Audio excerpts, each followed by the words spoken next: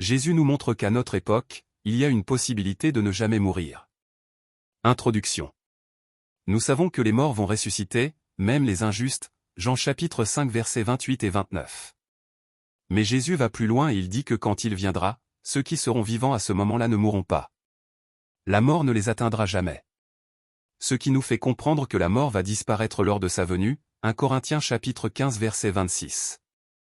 Il faut néanmoins faire une distinction entre la mort adamique et le lac de feu, Apocalypse chapitre 20 verset 14. Ce point est tellement incroyable qu'il dit, Jean chapitre 11 verset 26, « Crois-tu cela ?» Mais nous allons voir dans ce sujet comment c'est possible. De quelle époque Jésus parlait? Le verset 26 nous parle des vivants. Ceux qui seront vivants lors de la venue de Jésus ne mourront pas du tout. C'est une raison d'attendre la venue de Jésus avec confiance. Le texte à méditer. Jean chapitre 11 versets 25 et 26, Jésus lui dit, « Je suis la résurrection et la vie. Celui qui croit en moi, même s'il meurt, vivra, et quiconque vit et croit en moi ne mourra jamais. » Crois-tu cela?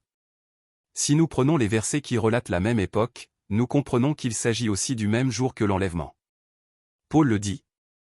1 Corinthiens chapitre 15 versets 51 et 52, « Voici, je vous dis un mystère, nous ne mourrons pas tous, mais tous nous serons changés, en un instant, en un clin d'œil, à la dernière trompette.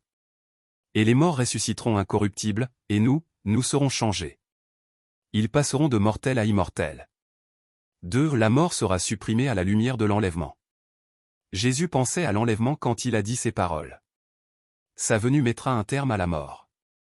Bien sûr, il s'agit de ceux qui seront enlevés, c'est-à-dire ceux qui ont foi en lui.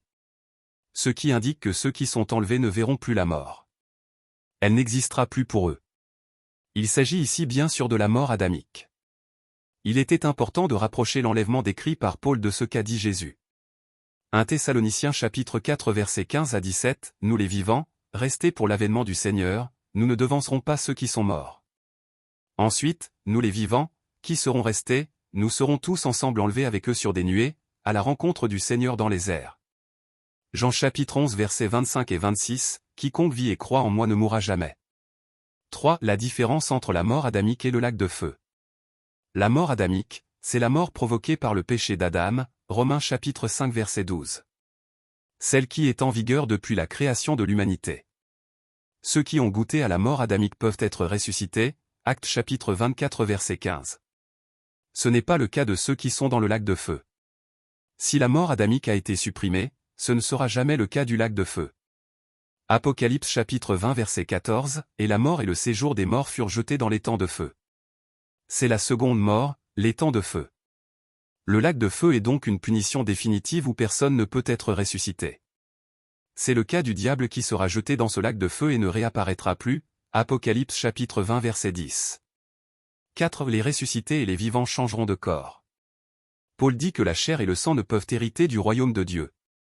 1 Corinthiens chapitre 15 verset 50, « Ce que je dis, frères, c'est que la chair et le sang ne peuvent hériter le royaume de Dieu, et que la corruption n'hérite pas de l'incorruptibilité. » Ce qui indique que le corps de chair va être changé en un corps spirituel.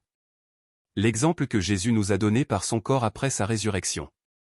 Luc chapitre 24 verset 39, « Voyez mes mains et mes pieds, c'est bien moi, touchez-moi et voyez, un esprit n'a ni chair ni os, comme vous voyez que j'en ai. » Ces possibilités et ces fonctions nous montrent bien ce que sera un corps spirituel.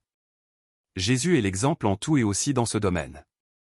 Nous devons aussi comprendre que pour être enlevés, il faut que notre corps ait changé, 1 Corinthiens chapitre 15 verset 53.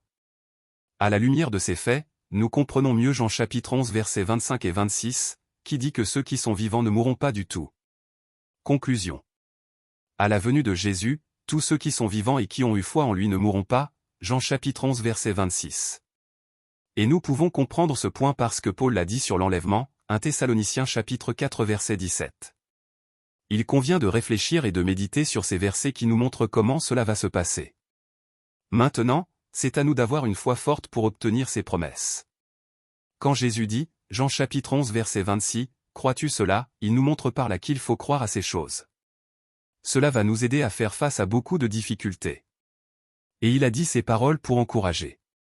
Qu'est-ce qui est plus encourageant que le fait de savoir que l'on ne va pas mourir?